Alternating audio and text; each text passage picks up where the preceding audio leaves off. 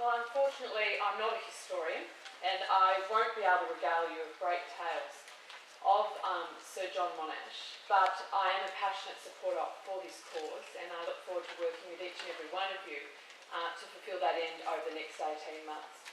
I'd just like to briefly acknowledge traditional owners of the land on which we meet today, the Gadigal people of the Eora Nation, and my parliamentary colleagues from New South Wales. Great to see you, and our host tonight, the Reverend Honourable Mr Nile, and my federal parliamentary colleague, Matty Thistlethwaite, who came into Parliament together. He's now in the lower house, though. We won't get into that argument. But I guess I really want to pay tribute to how I got involved in this campaign, and anybody who knows Tim Fischer, the former leader of the National Party, knows just how convincing he can be about anything that he's passionate about, whether it's trains or indeed ensuring that Sir John Monash is promoted to Field Marshal. He is absolutely tireless in his advocacy for this particular cause, and I'm absolutely convinced, along with all of you in this room tonight, we will be able to achieve that end over the next 18 months. It was a great privilege to be at the national launch in November, and I think we all were quite buoyed by that public support and how we got the public, the news organisations actually telling this story. I studied maths and science at school. I didn't do history, and it wasn't until I got involved in this particular cause that I understood what a significant contribution this man made, particularly to my home state of Victoria, but indeed to the entire nation. Tim Fischer tells me he's heartened by the many people now coming forward to obtain, to support this promotion before the centenary of Armistice in 2018, and that includes many senior government and opposition MPs. Cabinet Minister Frydenberg is on board, and I know many of Matt's colleagues are similarly on board, and I just think it's incredibly important that the Jerilderie proposition, I'd like to acknowledge the Mayor, Terry Hogan, here tonight, that the Jerilderie proposition put forward by that council is just incredibly important, and it's important that it is a bipartisan position. So many people have argued that it's never been done, it sets a precedent, you know, there's all these trite arguments around why this shouldn't and can't be done. But when you stand and you hear the facts before you, it's incredible that it has taken 100 years that we're even having this conversation. It beggars belief. I'd like to salute the work of the Saluting Monash Council and John and all your colleagues because it is an incredible task to essentially educate an entire nation on this contribution. You live and breathe it, your majority reservists, this is something that you know at the very core of your being and have lived and breathed. But for many of us, it isn't. We don't understand the contribution he made. We're not like, you know, I've sat next to Roland over dinner and it's just a fascinating experience to understand what's, the depth of his knowledge and come to some understanding of the contribution that this man made to the First World War. But, you know, and my speech was littered with quotes that have already been given and anecdotes that have already been given, so I won't bore you all with repeating them. But it's absolutely incredible. I think for me, the fact that John Monash received no Australian awards post-November 1918 and that political interference was run by Billy Hughes, who was incredibly jealous of this man. And when you hear stories of his death and funeral procession through the streets of Melbourne, it's absolutely incredible. The people and the love that so many Australians felt for this man. He inspires love, and I think somebody else mentioned that. That's rare. That is absolutely unique. Duty, yes, we understand. Being inspired to action and service, yes. But that grown men and women loved him in a very pure and unadulterated sense because of the man he was and the actions he did, I think is incredible and deserves to be recognised. I think the time is absolutely right, 100 years. The fact that this man is not already Field Marshal, anti-Semitism, ageism, elitism, these are not things that need to exist in 21st century modern Australia. Those reasons why he wasn't promoted at the time are exactly the reasons he needs to be promoted in the 21st century by an Australia that is forward-looking and rejects any sense of those three aspects of our former way we conducted ourselves in public life being any part of our future, and I think the time is absolutely right. I love this quote of Monash, that he acquired that outstanding reputation for intellect, personal magnetism, management integrity. I love that he's a Renaissance man, mathematician, engineer, and the artist in the same, and I think that probably explains his uniqueness, right? I think too often we segregate people down one of those pathways or the other. He was able to draw on that creativity and the actual precision of his mathematical training to come up with the battle plans, etc., that he did during that period of time. But he said his motto to the troops was "Feed your troops on victory." And as a politician, I really get that. I wish we had a lot more of them. But I'm incredibly inspired by that, and I hope that we as a group that are passionate about his contribution and this promotion and the Jerilderie proposition are indeed marching towards our own victory in a very small way in 18 months, that he will be promoted to Field Marshal. I'd like to just end with some words that I find very, very inspiring, spoken by Sir John Monash. To equip yourself for life, not solely for your own benefit, but for the benefit of the whole community. And I think that really encapsulates the way he lived his life, and I think it's how we remember him, and I hope we can all work together to address this injustice that he needs to be promoted to Field Marshal sooner rather than later. Thank you.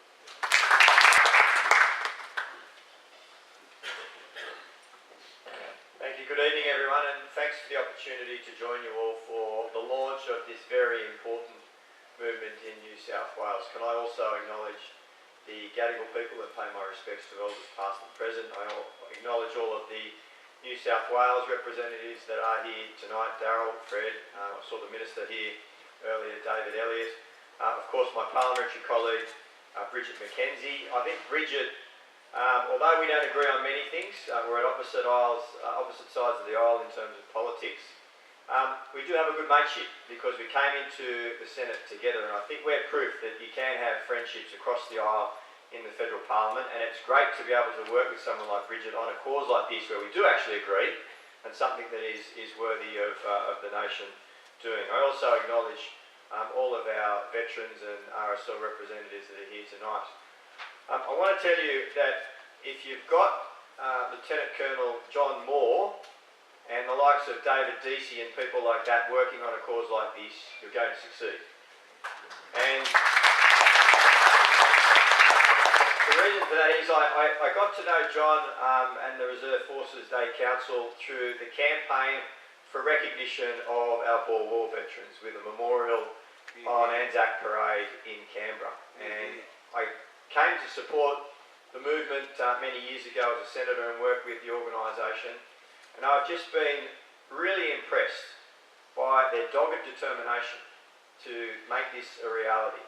And the campaigning that they've done, the fundraising that they've done over many years, will become a reality in a mere number of months' time when in May that memorial will be declared, I understand, by the Prime Minister in Canberra. So congratulations to John and the Reserve Forces Day Council for that wonderful work.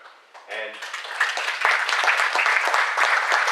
it's good to see that you're taking up the motto of the university that I used to go to, the University of New South Wales, of never stand still, and you've moved on to your next assignment, and I'm sure you'll be successful. Look, I didn't have any direct relatives that served Australia in the armed forces. I had great uncles and things like that, so consequently growing up I never really appreciated, I must say, the service and sacrifice that many generations before us had made for our nation. But for me that changed in the early 2000s when my wife and I on our honeymoon in France had a couple of spare days to spare, and we went to the battlefields to the north of France, the Somme and the like. And we hired a car and we drove up there and we drove into Villers-Bretonneux. And these are in the days before mobile phones had apps and maps and all that sort of thing, and we were just driving in with a little hand map. Told us how to get into Villers-Bretonneux, but it didn't tell us how to get to the wonderful memorial that you all no doubt know that exists in that very small little town. So we got lost trying to find it. And I went into a little corner store, a general store, and I asked the woman behind the counter if she could tell us directions to get to the Australian War Memorial in Villers-Bretonneux. And she immediately stopped and said, "You're from Australia?" And I said, "Yes, I am." She said, "I will take you there." I said, no, you don't need to take me there. If you could just tell me where to go." She said, "No, you are Australian. We don't forget. I will take you there." And that's exactly what she did. And you go to this wonderful memorial and see the sacrifice that Australians made. Kids not much older than my kids at the moment that gave of their lives. And really, when you look at it back on it, should never have been at war. But nevertheless they were, and they served up to defend their nation. And when you drive through Villers-Bretonneux, you encounter a wonderful thing. The street's named after Australian cities and towns. And you go to the little primary school called the Victoria School, and you walk through the grounds of the Victoria School, and you see on the walls of the school classrooms paintings of kangaroos, of the Harbour Bridge, of the Opera House, of the Outback. 100 years later. 100 years later. And there emblazoned on the entrance to the school, 3 simple words: never forget Australia. 100 years later, these people have never forgotten. And for me, that's the legacy of John Monash and those that gave their lives to defend a faraway land that really, when you look at it, had little to do with Australia. I mean, I know we were part of the Empire, but a war that really wasn't directly threatening us here at home, but gave their lives in the defence of the Empire, but gave their lives so valiantly. And Monash played a very, very strategic and central role in that defence. And when you look at a little town like Villers-Bretonneux, a small town, but strategically very important. And Monash saw the strategic importance of little towns like that. It was, of course, captured by the Germans on the 24th of April in 1918. After the Australians had been defending it for 3 weeks, by the way, the 9th Brigade had defended it and stopped the Germans' advance for 3 weeks. Then the Australians are relieved by the British 8th Division. The Germans noticed this and immediately attacked, and the town falls. Now, one would think that after a defeat like that, you'd gather the team together for a couple of days and work out what you're going to do, but not Monash. He immediately launches an attack the next day. The next day, which happens to be Anzac Day, the 3rd Anzac Day. And they do it under the cover of darkness in the morning with no artillery support, and it really did capture the Germans by surprise. In fact, it stunned them. And they took back that little town in that battle. So you understand how important Monash and Australians are to those people, because he gave them their homes back. And they've never forgotten that. And the German commander, Hindenburg, said that that was strategically one of the most important battles of the war, because it was a turning point. It stopped the German advance, which had been going for 35 days up to that time. And that was the great ingenious of Monash. He understood the importance of strategy. And that really set him apart from a lot of other commanders, both British and Australian and Allied forces at the time. He knew the importance of planning not just to win battles, but Monash had a plan to win the war. He had a plan for how the Allies were going to win the war. And thankfully, the higher echelons of the Allied command eventually worked that out and put him into a position, and indeed the Australian Prime Minister put him into a position to ensure that that could come about. His engineering background and his meticulous attention to detail in planning and execution were some of the reasons for his success. In Gallipoli, he developed an ingenious plan for retreat, not for attack but for retreat, that minimised the casualties that the Australians undertook in that very important last battle. He was a student of military theory who understood the importance of the lessons from defeat. And I think he took a lot from what occurred in Gallipoli and how important it was and how ill-conceived the campaign was, the Dardanelles campaign, and indeed the shortcomings of the British command at the time. And from those mistakes he learnt the importance of planning and knowing what your objective was and how to achieve it. He understood diplomacy. He understood diplomacy very well. And I think this is one of the reasons why he was a favourite of King George. He knew when to raise attention to issues and when not to. He knew how to handle the outrageous and illusory racist campaign that was waged against him and his promotion to commander of the Australian cause. Unfortunately, some of that campaign was led by Keith Murdoch and Charles Bean at the time, but I think in the wake of World War I, they understood the misgivings and the unfortunate nature of that campaign and how wrong they were. He understood the importance of leadership.